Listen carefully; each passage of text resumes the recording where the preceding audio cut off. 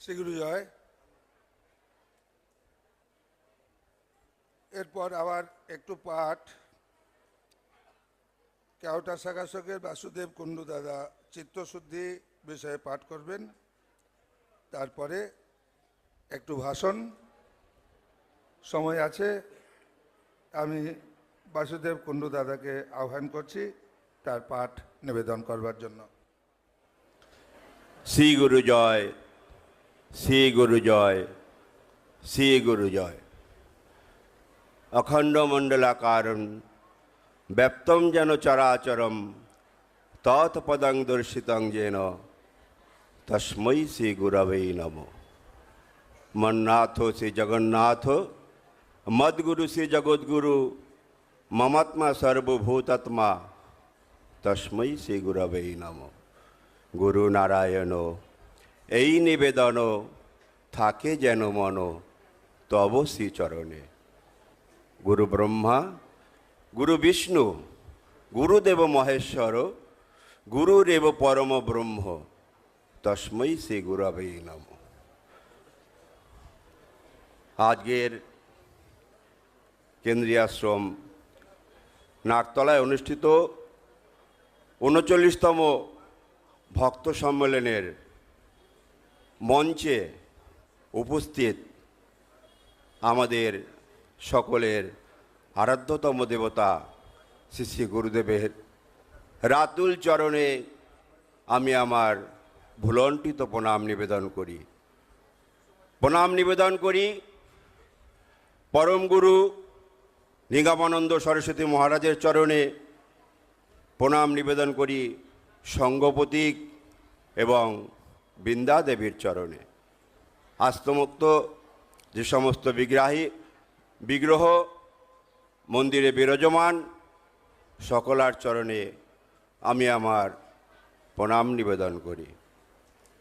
মঞ্চে উপস্থিত শ্রীগুরু সংঘ সন্ন্যাসীদ্বয়, ব্রহ্মচারীবৃন্দ, বিদগ্ধবৃন্দ সকলকে আমি আমার প্রণাম এবং শ্রী গুরুজয় সম্ভাষণ জানাই।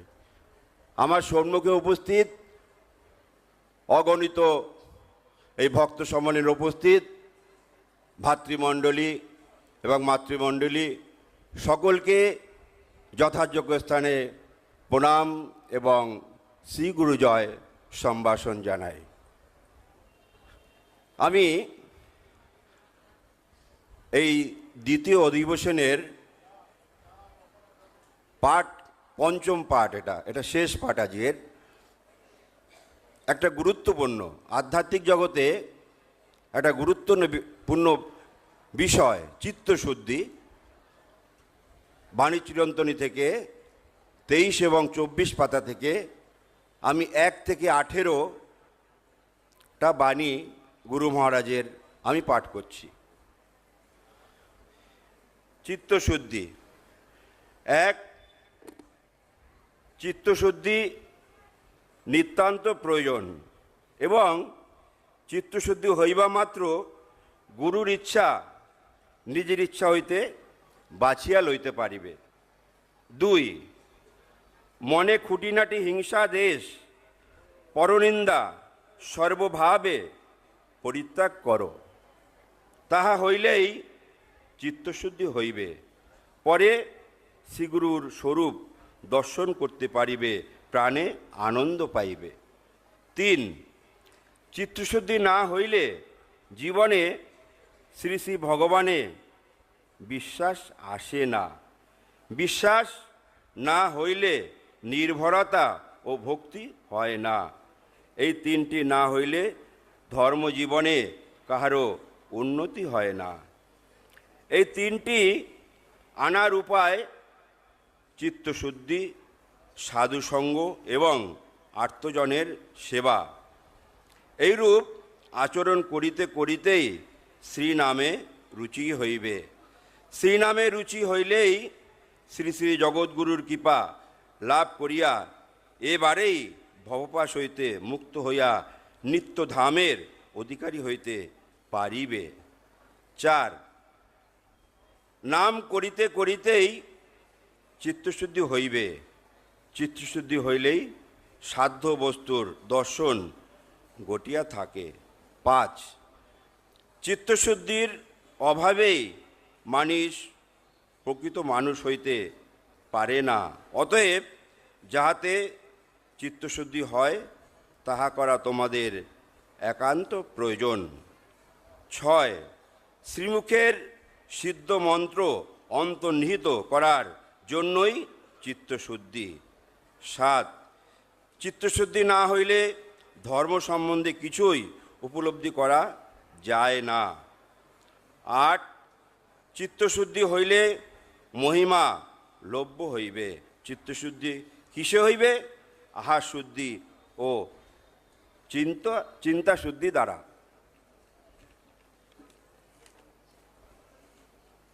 9, সঙ্গের স্মরণেই সর্ব অমঙ্গল নাশ করে।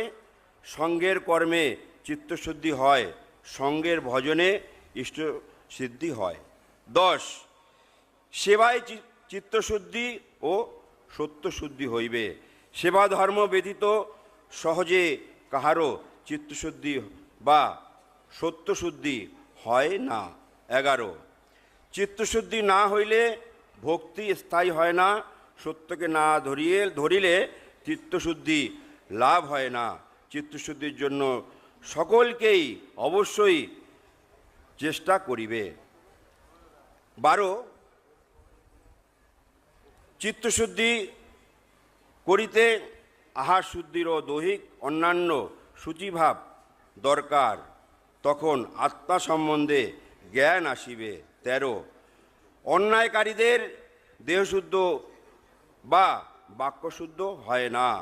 14, দেহ পবিত্র না থাকিলে ধর্মকথা শুনে কিছু লাভ নাই। যখন শোনা যায় তখন মনে থাকে, পরে আর মনে থাকে না। কাজেই চিত্তশুদ্ধি সর্বপ্রথম দরকার। 15, সংযম অভ্যাস দ্বারা চিত্তশুদ্ধি না হলে গুরুকৃপা লাভ হয় না। গুরুকৃপা লাভ করতে হলে ক্ষেত্র সেইরূপভাবে প্রস্তুত করতে হইবে। 16, ভাব নষ্ট হইবার প্রধান কারণ চিত্তশুদ্ধির অভাব। একটা দুধ পাত্রে এক ফোঁটা দই থাকিলেও দই হয়ে যায়। চিত্তশুদ্ধি দই হইলে হরিকথা মনে থাকে না। চিত্তশুদ্ধির উপায়: 1, সত্য ভাষণ; 2, সাত্ত্বিক আহার; 3, সর্বদা পবিত্রভাবে থাকা। 17, সঙ্গের স্মরণ মনন সেবা পূজা করিলেই চিত্তশুদ্ধি হয়। চিত্তশুদ্ধি হইলেই সেই ক্ষেত্রে শ্রী গুরুকৃপা বর্ষিত হয়। 18, ধর্মভাব সাময়িক হবে না, তা হবে চিরস্থায়ী। চিত্তশুদ্ধির অভাবেই অস্থায়ী ভাব হয়। চিত্তশুদ্ধির প্রথম প্রয়োজন ইহার পথ কি? আহার শুদ্ধি এবং বাক্যশুদ্ধি, ইহাই দরকার জীব সেবার। শ্রী গুরু জয়, শ্রী গুরু জয়, শ্রী গুরু জয়, শ্রী গুরু জয়। এখন শ্রদ্ধেয় দুলাল চন্দ্র দাদা 1200 শাখা সঙ্গের তিনি বলবেন আহার সংযম, বাক্য সংযম ও সঙ্গের কার্য দ্বারা চিত্তশুদ্ধি হয়। ঠিক একটু আগে গুরু মহারাজ চিত্তশুদ্ধি সম্বন্ধে যা যা বলেছেন তার পরিব্যাপ্ত রূপ নিয়ে উনি বলবেন আহার সংযম, বাক্য সংযম ও সঙ্গের কার্য দ্বারা চিত্তশুদ্ধি হয়। শ্রীগুরু জয়। মন্নাথ শ্রী জগন্নাথ মদ্গুরু শ্রী জগদ্গুরু মমাত্মা সর্বভূতাত্মা তস্मै শ্রী গুরবে নমঃ। আমার পরম আরাধ্য আচার্যদেব, মঞ্চে আসীন জ্ঞানীগুণী ভক্তবৃন্দ, স্বামী নিগমানন্দ সরস্বতীদেব, বৃন্দাদেবী, উপস্থিত গুরুভাই ও ভগ্নীগণ সকলকে প্রণাম জানিয়ে আমি এখানে আলোচ্য বিষয়টি আলোচনা করার চেষ্টা করব। এখানে প্রথমেই বলা আছে আহার সংযম।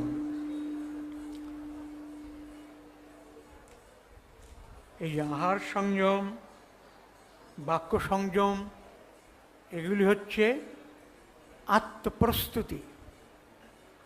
গুরুদেব যে মহাবস্তুটি নিয়ে এসেছিলেন ধরাধামে বিতরণের জন্য, সেই মহাবস্তু ধারণ করতে হলে আত্মপ্রস্তুতির দরকার। আত্মপ্রস্তুতি, এগুলো হচ্ছে আত্মপ্রস্তুতি। আহার সংযম, বাক্য সংযম, উপযুক্ত আধার তৈরি। সব আধার ভগবৎ কৃপা ধারণ করতে পারে না, বিশেষত আমাদের মতো বিষয়াসক্ত মানুষেরা। আহার সংযম, 20 মিনিট সময় তো, এটা অনেক বড় আলোচনা। আহার সংযম অল্প একটু করে বলে নিই। যেসব বস্তু আহার করলে আমাদের স্নায়ুমণ্ডলী উত্তেজিত হয় না, যেসব বস্তু আহার করলে স্নায়ুমণ্ডলী উত্তেজিত হয় না, স্নায়ুমণ্ডলী শান্ত থাকে। গুরুদেব কী বলেছেন? শান্ত ভাব ধারণ করো, তোমরা একটু শান্ত হও, নাহলে গুরুভাব ধরতে পারবে না। তা স্নায়ুমণ্ডল যদি উত্তেজিত হয়, উত্তেজিত স্নায়ুমণ্ডল নিয়ে গুরুভাব ধরা যায় না। গুরুভাব ধরতে হলে শান্ত হতে হবে। এখন আমরা যখন আহার করি, তখন নিবেদিত বস্তু যদি আহার করি, তাহলে আহার সংযমের একটা ধাপ সঠিক হয়। নিবেদন করে আহার করা, তাকে বলে প্রসাদ খাওয়া। এক কথায়, গুরুদেব আমাকে প্রসাদ করে দিন, আপনি আমাকে প্রসাদ করে দিন, এটা সহজ ভাষায়। আমাদের দেশে সাধু সন্ন্যাসী ব্রহ্মচারী এবং ভারতের ব্রাহ্মণগণ উপনয়নের পর যে আহার প্রণালী অনুসরণ করে থাকেন, সেইটাই হচ্ছে আহার গ্রহণের প্রকৃষ্ট পন্থা। এখন আমাদের দেশে সব ডাইনিং টেবিলে আমরা খাই, খাওয়ার সময় অসংখ্য কথা বলি, এটা হ্যাবিট হয়ে গিয়েছে। যত সাংসারিক সমস্যা ওই ডাইনিং টেবিলে বসে হবে। তাতে হয় কি, আমি যখন আহার মুখে নেই এবং আহারটা নিচের দিকে গলৎকরণ করি, সেই মুহূর্তে শ্বাসনালীটা বন্ধ হয়ে যায়। আপনি আহার্য দ্রব্য দাঁত দিয়ে চিবোচ্ছেন, এইবারে আপনি গিলবেন, গিলার সময় শ্বাসনালীটা বন্ধ হয়ে যায়। সেই সময় যদি কথা বলেন, ওই শ্বাসনালী খুলে গেল, সঙ্গে সঙ্গে বিষম গেলেন, আহার হলো না।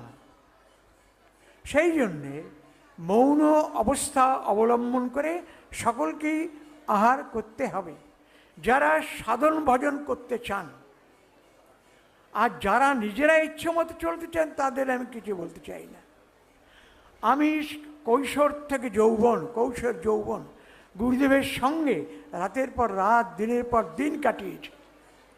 একটা ভগবান সদৃশ মহাপুরুষের সঙ্গে যদি কাটায়, তো কিছু শিক্ষা হয়েছে, কিছু দেখেছি, তো কিছু বুঝেছি, দেখে শুনে শিখেছি। সবে কি তিনি মুখে বলে দিয়েছেন? তার আচরণ বিধি, তার প্রিয় শিষ্যদের আচরণ বিধি দেখে শিখেছি। ওইখানে আপনার এখন যেখানে সমাধিঘর, সমাধিঘরে বাঁদিকে যাবেন, একটা দরজা বড়, তারপরে একটা জায়গা, সেখানে একটা ট্যাপ কল আছে। ওইখানে ছোট্ট রান্নাঘর ছিল, ছোট্ট রান্নাঘর। এই 6-7 জন মানে আহার করতে বসতে পারতাম। আমি, মাধবানন্দ সরস্বতী, অমিয়রঞ্জন বসু, নারায়ণ সরকার, নিরঞ্জন দা, আর রামপ্রসাদ সমদ্দার, আর সন্তোষ গুহ, এরা আমরা সব একসঙ্গে বসতাম, তার বেশি আর ধরত না। বরদা বিনোদানন্দ মহারাজ, উনি করতেন কি, একখানা পিতলের থালা আর একটা গ্লাস নিয়ে আসতেন। ওই রান্নাঘরে গিয়ে নিজে থালাটা নিয়ে আসতেন, নিয়ে এসে আমাদের দিকে তাকাতেন না, আমাদের দিকে পিছন ফিরে ওই বাইরে গিয়ে একটা মহোৎসবের কড়াই উবুর করা থাকতো, বিরাট কড়াই, ওর পেছনে বসে চুপ করে খেতেন। তো বয়স তো আমার তখন অল্প খুব, আমি ভাবলাম উনি চুপ করে খাচ্ছেন কেন, কারোর সাথে কথাই বলছে না, যদিও আমরাও কথা বলতাম না। আমরা আহারের সময় কোনো কথা বলতাম না, ভাত লাগলে কি তরকারি লাগলে বলে দিতাম লাগবে কি লাগবে না, কথা বলতাম না। এটা আমি আশ্রমে এসেই শিখেছি। আমাদের এসব আয়ত্ত করতে কোনো অসুবিধে নেই, আয়ত্ত হয়েই গেছে। সুতরাং প্রথম কথা মৌন অবস্থা অবলম্বন করা অবশ্যই, মোস্ট মৌনভাবে আহার গ্রহণ করতে হবে। যিনি আহার সার্ভ করবেন, মানে দিদি বা গৃহকর্ত্রী বা মা ঠাকুরমা, তিনি সব দ্রব্যাদি ওই আসনের সামনে দিয়ে চলে যাবেন, থাকবেন না। ভালো করে বুঝুন, আপনারা যারা গৃহকর্তাকে খাবার দেবেন আহার করার জন্য, তার সামনে সব কটা বেড়ে দিয়ে চলে যাবেন। আপনি দাঁড়িয়ে থাকলে ওনার মনক সংযোগে অসুবিধা হবে। মনক সংযোগ মানে ব্রহ্মার্পণং ব্রহ্মহবি ব্রহ্মাগ্নৌ ব্রহ্মণাহুতম ব্রহ্মৈব তেন গন্তব্যম ব্রহ্মকর্ম সমাধিনা। এটা উনি বলবেন, অবশ্যই বলবেন, বলে থাকেন।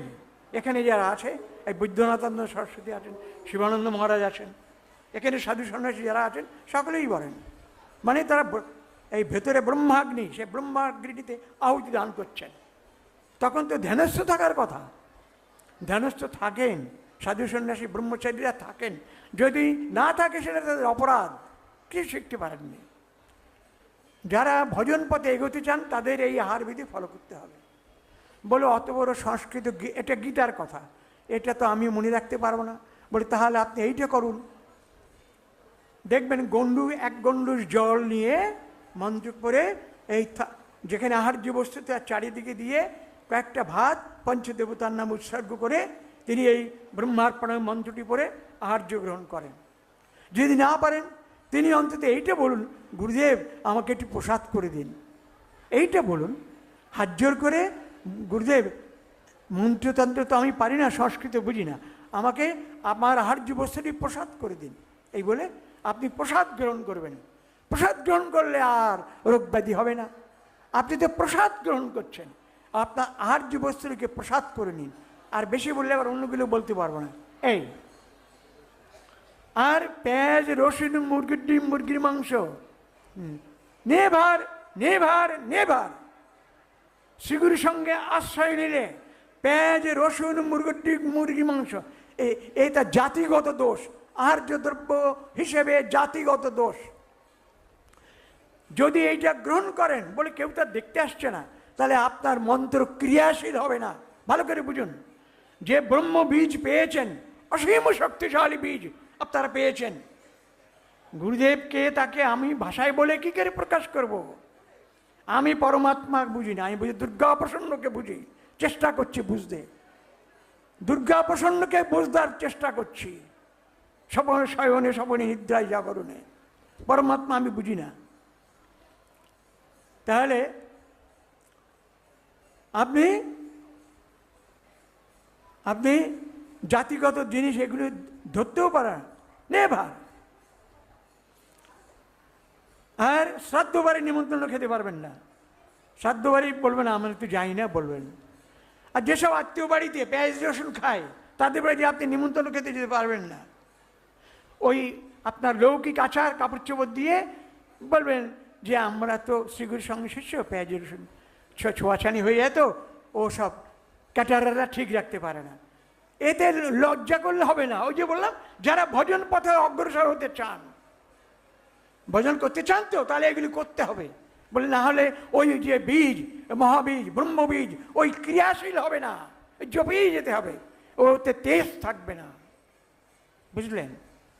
এই হলো আহার সংযম। বাক্য সংযম, বাক্য সংযমের প্রথম কথাই হচ্ছে কম কথা বলা। কিছু কিছু লোক স্বভাবতই আছে, দেখবেন কম কথা বলে। গুরুদেব তো বলছেনই জিজ্ঞাসিত না হইয়া কথা বলিবে না, অর্থাৎ কেউ জিজ্ঞাসা করলে কথা বলবে। আমাদের রাসমোহন দাস ছিলেন, আমাদের রাসমোহন দাস এখানে থাকতেন, গুরুদেবের অত্যন্ত প্রিয় পাত্র।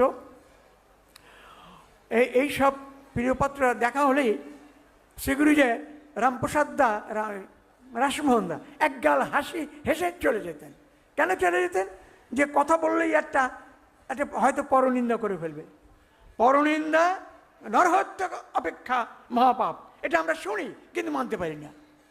এটা শুনি, এখানে আপনারা শুনি, আমিও বলছি, আমারও অনেক সময় ভুল হয়ে যায়। পরে ভাবি এই কি বলে ফেললাম, এই তো একটা নিন্দা হয়ে গেল। মানে একজনে একটা বলছে, তার সঙ্গে হ্যাঁ বললাম, হ্যাঁ বললে পরনিন্দা হয়ে গেল। একজনে একজনের সম্বন্ধে বলছে, মানে অপরকে ছোট করার উদ্দেশ্যে বাক্য প্রয়োগ, অপরকে হেয় করার উদ্দেশ্যে বাক্য প্রয়োগ। আবার বলছি ও তো ব্যক্তিত্বের বিশ্লেষণ করছে, হ্যাঁ তার করছেন, আমি তো হ্যাঁ বলে ফেললাম, বাড়ি এসে ভাবলাম এই দেখো, মানে আমি মত দিয়ে ফেললাম, আমি তো ওনাকে বারণ করলাম না, চুপ আপনি কথা বলবেন না, এইটা বলতে পারি না। বাক সংযমে পরনিন্দা পরিহার, পরের দোষ অদর্শন, পরের দোষ দেখতে পারবেন না। পরের দোষ না দেখার ভারী একটা চমৎকার উপায় আছে, খুব সুন্দর উপায়। যখন এক ব্যক্তির দোষ আপনার সামনে আসবে না, প্রত্যেক মানুষের দোষও আছে, গুণও আছে। দোষ নেই আর সব গুণ এমন হয় না। গোবিন্দকেও তো দোষারোপ করে ফেলেছিল, তার ভাগ নেই। তা গোবিন্দ মানে শ্রীকৃষ্ণ ওনার বোনকে কথা দিয়েছিলেন, ওই বোন বলে ফেলেছেন 100 অপরাধ ক্ষমা করবি, বলে হ্যাঁ। তারপরে বললেন 101টা হয়ে গেলে আর ক্ষমা করবো না। তারপরে উনি সুদর্শন চক্র দিয়ে তার মুন্ডুটা কেটে ফেললেন। তাহলে পরনিন্দা করতে পারবেন না, কিন্তু আমরা করি, এখান থেকে সরে আসতে হবে। এটাও ভজন পথের অন্তরায়। কম কথা বলা, জিজ্ঞাসিত না হয়ে কথা বলা যাবে না। কম কথা বলা, অল্প কথা বলা। বেশিরভাগ মানুষ কি করে, আপনি যদি কথা বলেন, কথা তো দুই, এক গাড়িতে যখন যান, ট্রেনে বাসে রাজনীতি, শুধু রাজনীতি। দেশের বর্তমান পরিস্থিতি নিয়ে সারা দিন বকছে। বর্তমান পরিস্থিতিতে টিভি দেখছে, কাউরি দেখছে, আমি কি কিছু করতে পারবো? আমি একদিন গিরিধারী আশ্রমে গুরুদেবকে প্রশ্ন করেছিলাম, গুরুদেব এইরকম তো এই চারিদিকের অবস্থা, তার এই যে কথাটা বলছি, গুরুদেব গিরিধারী আশ্রমে রাত্রি বাস করেছি, রাতের পর রাত বাস করেছি, এক রাত্রির না, কৈশোর যৌবন পুরো নাকতারাও কাটিয়েছি। এইবারে ওই তা গুরুদেব বললেন কি, এখন যে পরিস্থিতি চলছে, এই যা মানুষে ঠিক করতে পারবে না, রাজনীতিবিদদের কাজ জানা। বলে উনি আসবেন, ধরার ভুবার হারি যিনি, তিনি আসবেন, তিনি না আসলে এই সমস্যার সমাধান হবে না। মানে আমি অনেক সমস্যার সমাধান, ওই সমস্যা নিয়ে আলোচনা করছিলাম। গুরুদেব বললেন ও সমস্যার সমাধান হবে না, তিনি আসলে সমস্যার সমাধান করতে পারবেন। তা সে এখন আপনারা যতই ওই খবরের কাগজ পড়ে আর টিভিতে দেখে সমালোচনা করেন, আপনারা করেই যাবেন, আর বৃথা বাক্য পায় আর পরনিন্দা। তাহলে বাক্য সংযম সম্বন্ধে আমি একটু বললাম, বাক্য সংযম সম্বন্ধে তো অনেক কথা বলার, সব বললে তো সময় অনেক লাগবে। আহার সংযম, বাক্য সংযম, তাহলে কি এটা যারা ভজন করতে চান তাদের তো গঠন করতে হবে আত্মপ্রস্তুতি, প্রস্তুত করতে হবে আধারটাকে, এটা সেই প্রাইমারি কন্ডিশন, এটা করতে হবে। শরীরটাকে উপযুক্ত করতে হবে সেই ব্রহ্মবীজকে চৈতন্য করার জন্য, তাকে জাগিয়ে তোলার জন্যে, উত্তরণ ঘটানোর জন্য এগুলি করতে হবে। না করলে ও উত্তরণ হবে না। তাহলে কি গুরু কৃপা করবেন না? গুরুদেব সবসময় কৃপা করেন। গুরুদেব সবসময় শিষ্যের মঙ্গল চান, কোনো সময়ের জন্য অমঙ্গল চান না। সব সময় গুরুদেব মঙ্গল চান, সব সময়। কিসে তোমার মঙ্গল হবে, বুঝলেন? বলে নিগমানন্দদেব বলতেন, তোরা অপরাধ করবি আর আমি ক্ষমা করব, তোরা অপরাধ করবি আর আমি ক্ষমা করব, ক্ষমা করাই যে আমার কাজ, আর অপরাধ করতে তোরা করবি। নিগমানন্দদেব নিজে পুনঃ পুনঃ বলেছেন। তাহলে আর সংযম, বাক্য সংযম, বুঝলেন? গুরুদেব বসে আছেন পলাশিতে, গুরুদেব বসে আছেন, গিরিধারী আশ্রম গেছেন, গিরিধারী আশ্রমে এখানেও তাই, ওই গুরুদেব ছোট পালঙ্ক, ওই নামার জন্য একটু 1.5 ফুট মতো জায়গা, ওইখানে উনি নামেন। এখন গুরুদেব এই রাত্রি 9টার সময় চরণ বের করে বসে আছে, তার ওই চরণ যুগল পদ্মের পাপড়ির মতো তুলতুল করে রাঙা তুলতুলে নরম এই চরণ যুগল বার করে এইরকমভাবে বসে আছে। এই মালা, গুরু গলার মালাটা নামিয়ে রাখলেন। এমন সময় ওই পাড়ার একটা লোক, মানে গুরুদেব আসলে পাড়ার লোকজন আসতো, আসছে তাদের সমস্যার কথা বলতো, পাড়ার কি সমস্যা, কার কি সমস্যা, এইসব কথা বলতো। আমাদের সেজ কাকামণি হরপ্রসন্ন চক্রবর্তী আসতেন, ওনার স্কুল সম্পর্কে কি আলোচনা এইসব নিয়ে করতেন। ওই ভদ্রলোকের নাম সম্ভবত সতীশ, সম্ভবত বলছি। উনি না গুরুদেবের চরণে হাত দিয়েই উনি ওই পাড়ার কথা বলতে আরম্ভ করছে। গুরুদেব চট করে পাটা টেনে নিয়ে বললেন, এই গুরু শুয়ে মিথ্যে কথা বলো, আপনারা কি বুঝলেন? অর্থাৎ আমি বলতে চাচ্ছি, গুরুদেব প্রতিটি মুহূর্তে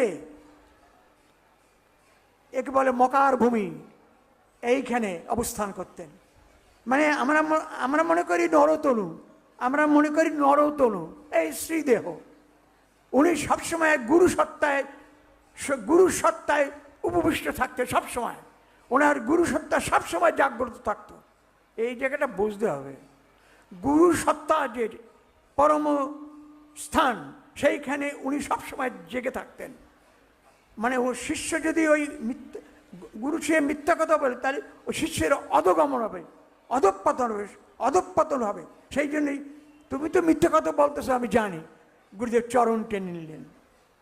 এমন হিতাকাঙ্ক্ষী ছিলেন উনি, বুঝলেন?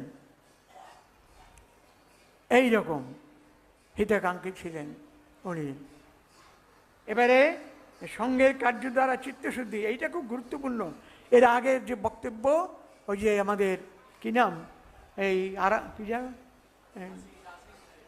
হ্যাঁ না, এই যে আশিস খুব ভালো বলিয়ে আছে। ন অয়ম আত্মা বলহীন লভ্য, ন অয়ম আত্মা বলহীন লভ্য। এটা হচ্ছে উপনিষদের কথা। তাহলে এটা কার জন্য প্রযোজ্য? বিবেকানন্দের জন্য, রাখাল মহারাজের জন্য, শিবানন্দ মহাপুরের জন্য, ওঙ্কারনাথের জন্য, গুরুদেবের জন্য, নিগমানন্দের জন্য, তৈলঙ্গ স্বামীর জন্য। তাহলে আমরা যাব কোথায়? নয় অয়ম আত্মা বলহীন লভ্য। এই বল মানে মাসল পাওয়ার নয়, পেশি শক্তি নয়। এই বল মানে হচ্ছে মনোবল, মনের জোর।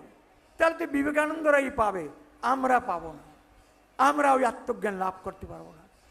গুরুদেব পরম দয়াল, তিনি দেখলেন আমার এই শিষ্য যারা, আমার চরণে যারা স্থান পেয়েছে, অর্থাৎ আমি নিগমানন্দ দেবের কাছ থেকে গুরুগিরি নিয়ে এসে পূর্ব বাংলায় বিশেষ করে 12 জীবীদের মধ্যে প্রচুর পরিমাণে শিষ্য করেছেন উনি। আগে ওনার প্রথম প্রচার 12 জীবীদের মধ্যে, সম্ভবত কি শিকদার নামটা, আমি কামিনী শিকদার, হ্যাঁ কামিনী শিকদার 12 জীবীদের মধ্যে এই নাম প্রচার আরম্ভ করেন। রামকৃষ্ণ শিকদার, হ্যাঁ ইয়েস, হ্যাঁ রামকৃষ্ণ শিকদার, তারপরে কামিনী শিকদার, ঠিক, হ্যাঁ ঠিক। হ্যাঁ, তাহলে এই প্রচার এদের উদ্ধার করতে হবে, এরা তো বলহীন, দুর্বল। তখন ওই সঙ্ঘ প্রতিষ্ঠা করলেন। এই সঙ্ঘ প্রতিষ্ঠা করার মধ্যে, সঙ্গের মধ্যে নিজের সত্তাকে বিলীন করে দিলেন, গুরু সত্তা রাখলেন না, ওনার যে নিজস্ব সত্তা বিলীন করে দিলেন। আমি শ্রীগুরু সঙ্গের বেদিমূলে আমার গুরু সত্তা বিলীন করে দিয়ে গেলাম।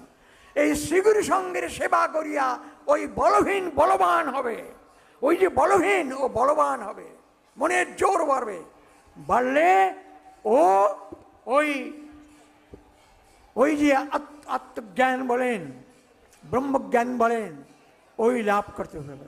আমার ভাষায় আমি যেটা বুঝি, গুরুদেবের প্রসন্নতা অর্জনই আমার কাম্য, গুরুদেবের প্রসন্নতা অর্জনই আমার কাম্য, আর গুরুদেবের ওই রাঙা চরণ প্রাপ্তিই আমার লক্ষ্য, গুরুদেবের ওই রাঙা চরণ প্রাপ্তিই আমার লক্ষ্য, আর গুরুদেবের প্রসন্নতা প্রাপ্তিই আমার কাম্য। এইটুক পাইলে আমি খুশি।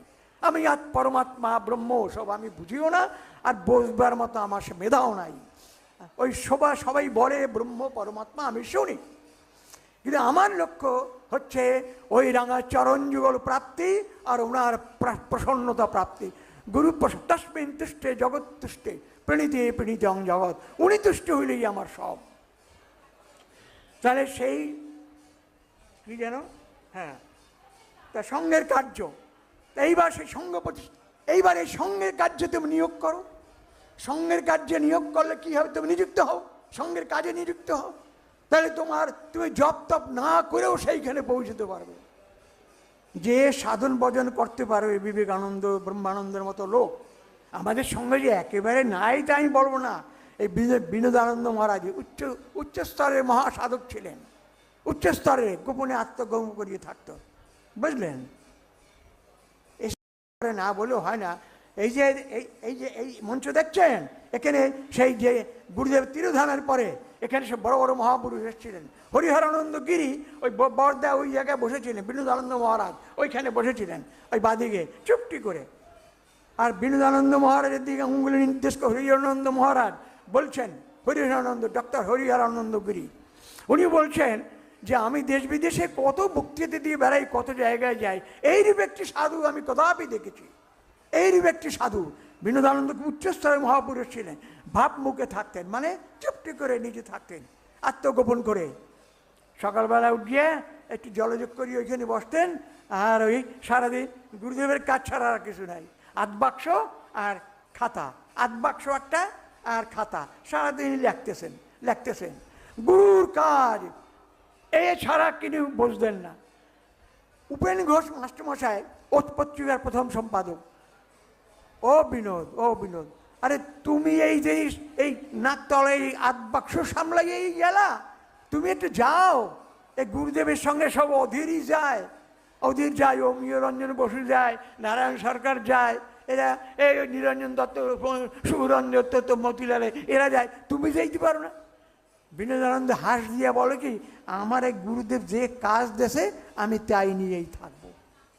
গুরুদেব যে কাজ দেশে ওই কাজের বাইরে আর নাই। এই হচ্ছে গুরুমুখী ভক্ত, গুরুর কাজ আগে। এই আশিস বলে গেল না, খুব ভালো লেগেছে বক্তব্য। গুরুর কাজ, ওই কাজ করতে গিয়ে সংসারে অনেক কাজ উপেক্ষিত হয়ে যাবে। অর্থাৎ ছেলেকে ডাক্তার দেখানো সময় মতো হবে না, বাড়ির বাজার করা ঠিক মতো হবে না, আশ্রমের কাজ করতে গেলে এগুলি বিঘ্নিত হবে। এইসব উপেক্ষা করে যে সঙ্গের কাজ করতে গুরুই তার পাথে উজোয়াবে, মানে গুরুই তার পাথে উজোয়াবে। অর্থাৎ তার ছেলে পরীক্ষায় ভালো রেজাল্ট করবে, তার মেয়ের ভালো জায়গায় বিয়ে হবে, এমনি তার সংসারকে গুরুদেব দেখবেন। যে আমার জন্য ভাবে, আমি তার জন্য ভাবি, আমার জন্য যে হাঁটু সমান জলে নামি, আমি তার জন্য কোমর সমান জলে নামি। এসব কথা উনি বলেছেন বিভিন্ন সময়। আমার জন্য ভাবিলে আমিও তাহার জন্য ভাবিব। আমি মানে সঙ্গ হচ্ছে শ্রীগুরু সঙ্গ, গুরুদেবের স্থূল রূপ। শ্রীগুরু সঙ্গ হচ্ছে গুরুদেবের স্থূল রূপ। এই রূপে যে সেবা করবে গুরুদেব তার পাথেও যোগাবে, বুঝলেন? এই হচ্ছে সঙ্গের কার্যধারা, চিত্তশুদ্ধি এইভাবে হবে। তাহলে সঙ্গের কাজ করলে সেই জায়গায় পৌঁছে যাবে। ধ্যানের দ্বারা যেখানে পৌঁছবে, জ্ঞানের দ্বারা যিনি পৌঁছবেন, একজন কর্মী শ্রীগুরু সঙ্গে করে মঙ্গল ঘট কালেকশন করে সেইখানে পৌঁছবেন। আমি মানুষের দুয়ারে গিয়ে মঙ্গল ঘট সংগ্রহ করেছি। এমন দিন গেছে আমার কলেজ বন্ধ হয়ে গিয়েছে, স্কুলের প্রথম চাকরি লেট হয়ে যেত। আমাকে একদিন স্কুলের সেক্রেটারি বলে গিয়ে, আপনার চাকরি থাকবে না, এত ঘন আশ্রমে যান, আপনার চাকরি থাকবে না। আমি আর কোনো কথা বলি না, আমি কী করবো? আমার সার্ভিস বুক করার সময় খুব অসুবিধা হয়েছিল, সার্ভিস বুকে লিভ বেশি হয়ে গেছে। আমরা এখন কী মুশকিল কিন্তু সেই হেডমাস্টার মশাই আমার লিভ ম্যানেজ করেছেন এক কথায়। আমি কি বলবো, আমার হেডমাস্টার মশাই, আমি তো ভগবানের কাছে গেছি। হারাধন দত্ত সারাদিন শ্রীগুরু সঙ্গের কাজ, সারাদিন শ্রীগুরু সঙ্গের কাজ। এখানে সঙ্গকর্মের কথাই বলছি, আমি বিষয়ের বাইরে যাই নাই। উদাহরণ না দিলে বলে যাবে কি করে। হারাধন দত্ত সবসময় সঙ্গের কাজ। আমি তখন অল্প বয়স, হারাধন দত্ত থেকে আমি অনেকটাই ছোট। আমি বলি হারাধনটা হেলথে কাজ করে, অফিসে যায় কখন? সবসময় দিয়ে আশ্রমে পড়িয়ে আসে। আমার একটা প্রশ্ন, তাইলে অফিসে না যে মাইনা পায় কি করিয়া? এইরকমভাবে ওই হারাধনদা মাঝে মাঝে যাইতো অফিসে, একটা পাক দিত ঘুরিয়ে ফিরিয়ে। ওনার যে হেলথের সুপার হেলথের হেড, তিনি জানতেন ওরে কথা বললে ও শুনবে না। উনি ওই যে আইসো যখন সই করিয়ে যাও, মানে এগুলি গুরু কৃপা। গুরুর কাজ করে, গুরু বাকিটা ম্যানেজ করে। এসব ইতিহাস পুরনো যারা এসব পড়েছেন, বিজয় কৃষ্ণ গোস্বামী বইটই যারা পড়েছেন তারা জানেন। এখন কি বললাম, গুরুদেব বলছেন না, আমার ইচ্ছাকে রূপ দিতে হইলে তোমাদের চেতনাকে ঊর্ধ্বমুখী করিতে হইবে, তোমাদের চেতনাকে ঊর্ধ্বমুখী করিতে হইবে। তার মানে এই মন যতক্ষণ নিম্নভূমিতে বিচরণ করবে, মানে কেবল ওই মানে লাভ লোকসান, কিসের লাভ কিসের লোকসান, কিসের লাভ কিসের লোকসান, এইসব দিয়া মন যতদিন নাড়াচাড়া করবে ততদিন বোঝা যাবে। চেতনাকে ঊর্ধ্বমুখী করতে হইবে। এই চেতনাকে ঊর্ধ্বমুখী করবার জন্য চাই ধ্যান ও গুরু নির্দিষ্ট নিষ্কাম কর্ম। দুটো জিনিস, ধ্যানকে বাদ দিয়ে আর কি গুরু নির্দিষ্ট নিষ্কাম কর্ম। আমার বক্তব্যের মূল কথাটা ধ্যান ও গুরু নির্দিষ্ট নিষ্কাম কর্ম। ধ্যান করতে হবে, ধ্যান না করলে হবে না। আর গুরু নির্দিষ্ট নিষ্কাম করো। আপনি ভাববেন আমি নিষ্কাম করি তো, পাড়ার মধ্যে আমি দুর্গাপূজায় বস্ত্র বিতরণ করি, দুর্গাপূজায় চাঁদা দিই, কালী পূজায় চাঁদা দিলে ও তো নিষ্কাম না। গুরু নির্দিষ্ট নিষ্কাম করো, গুরু নির্দিষ্ট নিষ্কাম করো। মানে যারা মঙ্গলঘাট সংগ্রহ করে, যারা পত্রিকা দেয়, যারা উৎসবাদিতে কালেকশন করে, এই যারা কুম্ভমেলায় গিয়ে এই ক্যাম্প করে, ওই তো বলে গেল কি করে যে অসম্ভব ক্যাম্প হবে না, সে কিভাবে অজ্ঞাতনামা এক সাধু তাদের রাস্তা বলে দিল, হয়ে গেল। এই কথাটার দ্বারাই তো বুঝতে পারেন গুরুদেব এখনো অলক্ষ্যে কাজ করছেন।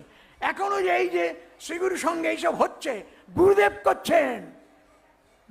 করছেন। এই সব যা হচ্ছে সব কাজ ঠিক মতো হয়ে যাচ্ছে।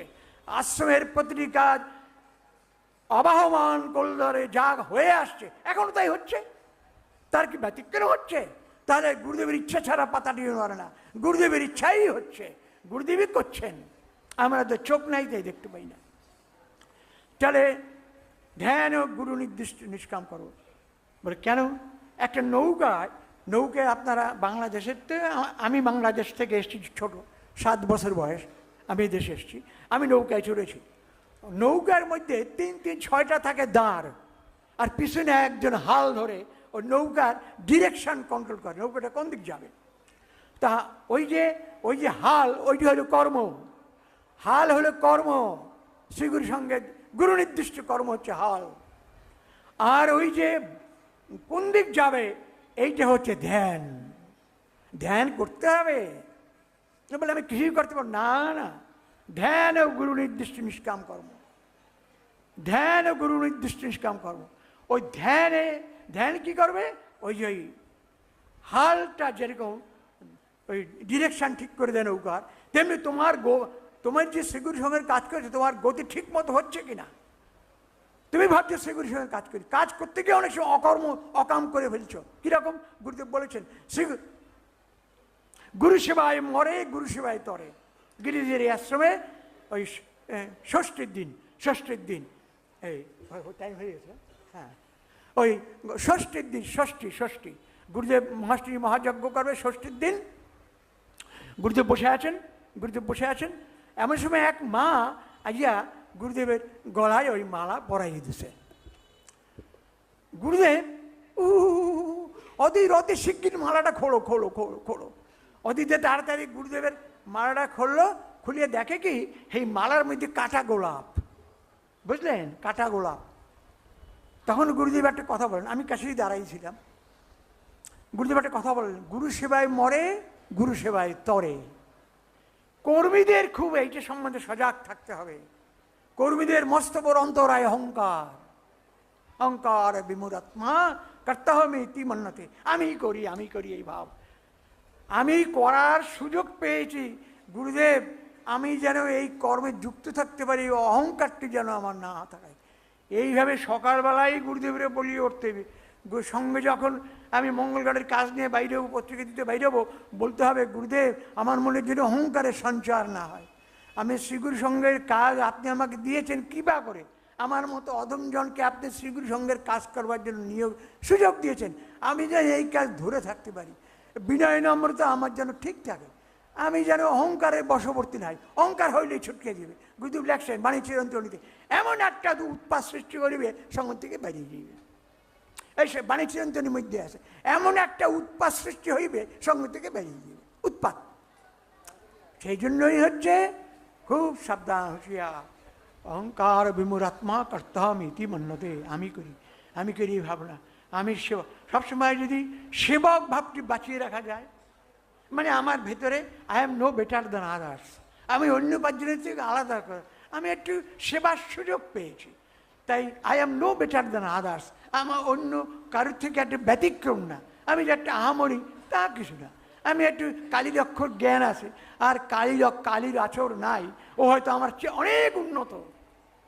আমরা বাইরে দিক কেউ লোককে কিছু বুঝি না, এই ধূপদুরাস পড়া লোকটা, হ্যাঁ কিছু কিছু কিছু লেখাপড়া জানে, এর চেয়ে হয়তো লেখাপড়া জানে না, দেখতে ভালো না, সে লোক ধর্মের দিক অনেক উন্নত। সেই জন্য অন্তর্যামী গুরুদেবই জানেন কে কি, আমরা কে কি, এইটা আমরা জানি। হরি হরি হরি হরি হরিপদ, তালদির হরিপদ, তালদির হরিপদ, তালদির ওকে বলেছিল, একটু জানে অনুকূল দেয়, হরি আমি জানি না তোমরা কে কি, আমি জানি না তোমরা যে কি, এই জানিয়ে শুনিয়েই আমি তোমাদের আশ্রয় দিছি, বুঝলা, দুশ্চিন্তা করি না, যাও। এই আর বলবো না, এইটা অনেক সময় আমি নিয়েছি।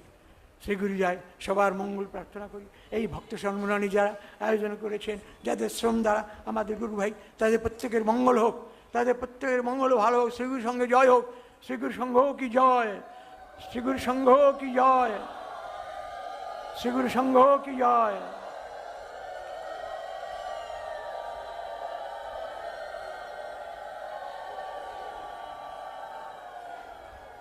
সিদ্ধায় সিদ্ধমন্ত্রায় সিদ্ধশ্রী গুরবে নমঃ।